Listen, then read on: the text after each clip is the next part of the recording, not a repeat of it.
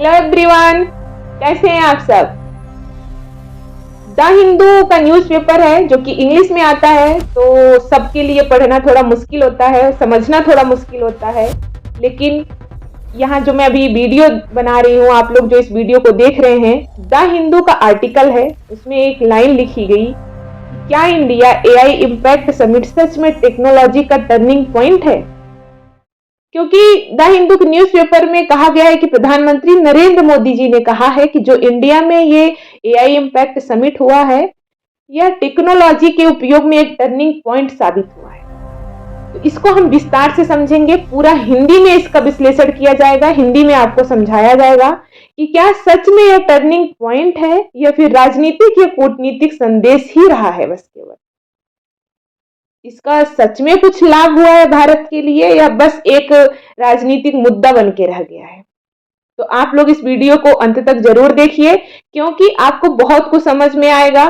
क्योंकि सबके लिए द हिंदू पेपर पढ़ना आसान नहीं होता है, क्योंकि वह इंग्लिश में होता है।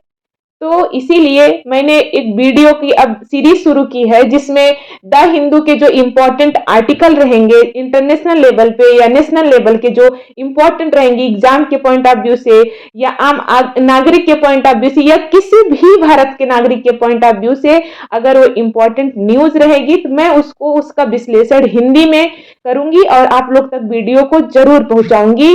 द हिंदू न्यूज़पेपर के इम्पोर्टेंट पॉइंट्स को, इम्पोर्टेंट न्यूज को, इम्पोर्टेंट कंटेंट को हिंदी में विश्लेषण करके आप सब तक वीडियो को जरूर पहुंचाऊंगी। तो आप लोग वीडियो को जरूर देखिए, क्योंकि यहाँ पर बेसिक जो हमारा जीएस है, जो जनरल साइंस है, हिस्ट्री, भूगोल या सोशल साइंस जो भी है, इकोनॉमी, इन सब के अलावा भी आप सबको डेली करंट अफेयर से रिलेटेड कंटेंट भी इस यूट्यूब चैनल पे मिलेंगे, डेली एडू न्यूज पर। तो आप लोग इस वीडियो को जरूर देखिए और आगे आने वाले वीडियो को देखने के लिए चैनल को जरूर सब्सक्राइब करिए, क्योंकि इस प्लेटफॉर्म पे आपको ज्यादा नॉलेजेबल, ज्यादा इंफॉर्मेटिव नॉलेज मिलने वाला है, इंफॉर्मेटिव टॉपिक्स मिलने वाले हैं, जिसको अभी आप नहीं समझ पाते थे द हिंदू के न्यूज़पेपर पढ़ के, क्योंकि इंग्लिश में होता है। तो उसको अब आप आसान भाषा में, हिंदी में आप समझ पाएंगे।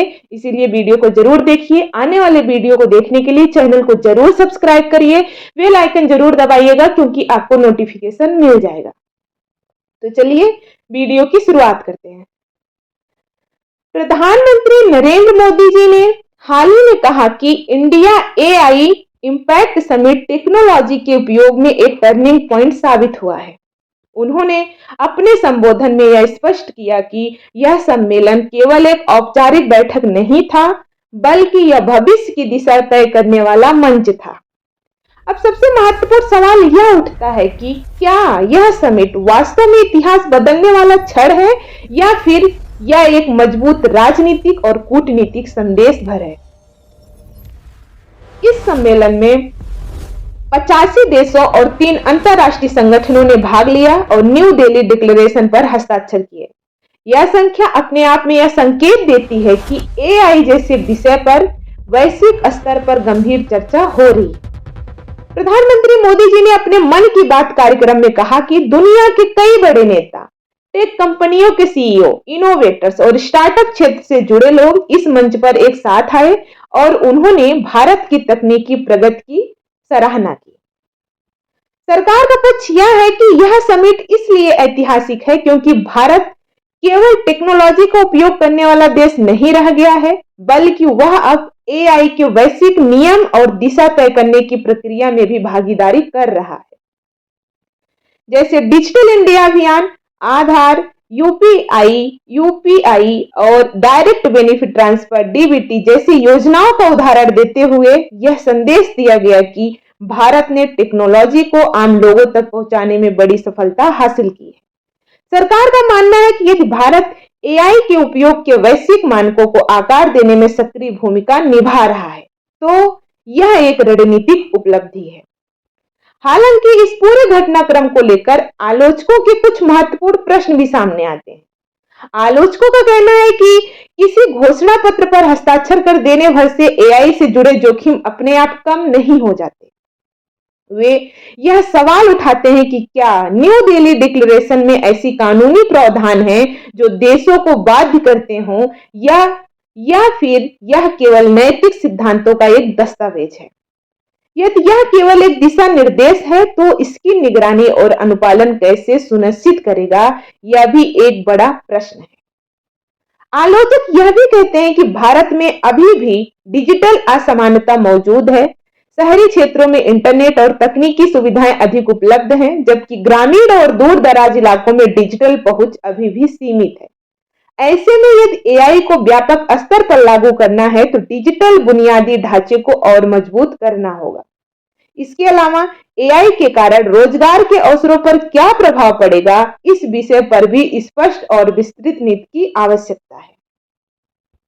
प्रधानमंत्री मोदी ने अपने संबोधन में डिजिटल सुरक्षा के मुद्दे पर भी विशेष जोर दिया। उन्होंने लोगों से ऑनलाइन वित्तीय धोखाधड़ी तथा डिजिटल अरेस्ट जैसे साइबर अपराधों से सावधान रहने की अपील की। उन्होंने कहा कि प्रत्येक नागरिक को अपने बैंक खाते की सुरक्षा के लिए केवाईसी प्रक्रिया पूरी रखनी चाहिए, क्योंकि यह वित्तीय सुरक्षा का महत्वपूर्ण हिस्सा है। सरकार का पक्ष यह है कि डिजिटल युग में जागरूकता और सतर्कता व्यक्तिगत सुरक्षा की पहली शर्त है। दूसरी ओर आलोचकों का कहना है कि केवल नागरिकों को सावधान रहने की सलाह देना पर्याप्त नहीं है। उनके अनुसार साइबर सुरक्षा के ढांचे को और मजबूत करने की आवश्यकता है ताकि आम नागरिकों को धोखाधड़ी से बचाया जा सके। आलोचक यह भी मानते हैं कि छोटे शहरों और ग्रामीण क्षेत्रों में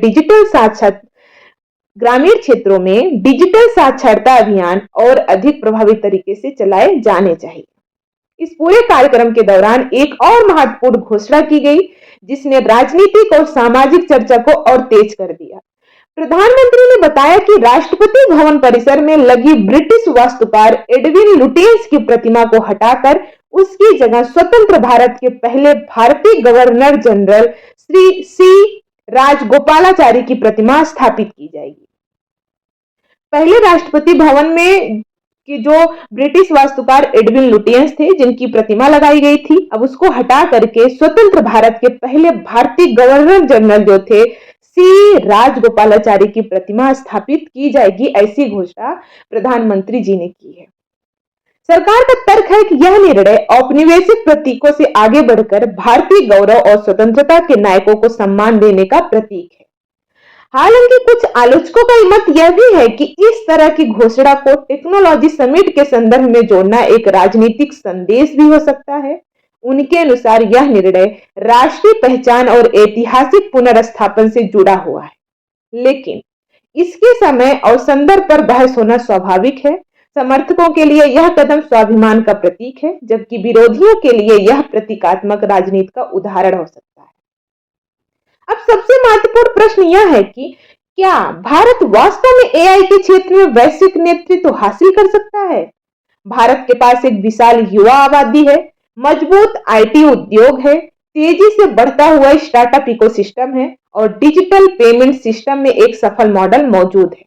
ये सभी कारक भारत को एआई क्षेत्र में आगे बढ़ने की क्षमता प्रदान करते हैं, लेकिन साथ ही कुछ चुनौतियां भी हैं, जैसे कि उच्च स्तर के अनुसंधान में निवेश बढ़ाना होगा, डेटा सुरक्षा कानूनों को और मजबूत बनाना होगा, कौशल विकास कार्यक्रमों को व्यापक बनाना होगा और एआई के नैतिक उपयोग के लिए स्पष्ट ढांचा तैयार करना होगा।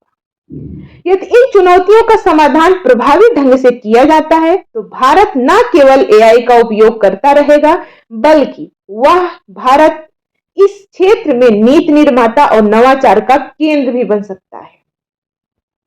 अंत में यह कहा जा सकता है कि इंडिया एआई इम्पैक्ट समिट एक महत्वपूर्ण शुरुआत अवश्य है। समर्थकों के लिए यह एक ऐतिहासिक क्षण है, क्योंकि भारत वैश्विक मंच पर एआई की दिशा तय करने में सक्रिय भूमिका निभा रहा है। वहीं आलोचकों के लिए यह अभी एक प्रक्रिया की शुरुआत है, जिसकी सफलता आने वाले वर्षों में दिखाई देने वाले परिणामों पर निर्भर करेगी। इसलिए यह समिट एक संकेत है कि भारत डिजिटल भविष्य को लेकर गंभीर है, लेकिन इसे वास्तविक टर्निंग पॉइंट साबित करने के लिए ठोस नीतियों, मजबूत क्रियान्वयन और व्यापक सामाजिक भागीदारी की आवश्यकता होगी। टेक्नोलॉजी केवल मशीनों और सॉफ्टवेयर का विषय नहीं है, बल्कि यह समाज, राजनीति और अर्थव्यवस्था को गहराई से प्रभावित करती है। अब यह समय बताएगा कि यह समिट इतिहास में एक निर्णायक मोड़ के रूप में दर्ज होगी या एक मजबूत और आशाजनक शुरुआत के रूप में याद की जाएगी। तो दोस्तों, आप लोग बताइए कि आपके समझ में जो अभी भारत में एआई इम्पैक्ट समिट हुआ है, ये किस मोड़ पर भारत को ले जाएगी, किस रास्ते पर भारत को ले जाएगी, भारत में कहां तक एआई सक्सेस होगा, इसके क्या फायदे हैं, इसके क्या नुकसान है। आप लोग जरूर कमेंट में बताइए, मुझे आप लोग के कमेंट का इंतजार रहेगा। मिलते हैं अगली वीडियो में। अगली वीडियो आप तक तभी पहुंचेगी जब आप चैनल को सब्सक्राइब करेंगे और बेल आइकन जरूर दबाएंगे, क्योंकि अगली वीडियो आएगी तो सबसे पहले आपके पास नोटिफिकेशन जाएगा अगर आप बेल आइकन दबाए रहेंगे। तो अगर आपको वीडियो अच्छा लगा हो तो प्लीज आप वीडियो को जरूर लाइक कीजिए, अपने दोस्तों, अपने फैमिली मेंबर सबके साथ इस वीडियो को शेयर करिए और लोगों से बोलिए कि जरूर चैनल को सब्सक्राइब करें। मिलते हैं अगली वीडियो में। नमस्कार।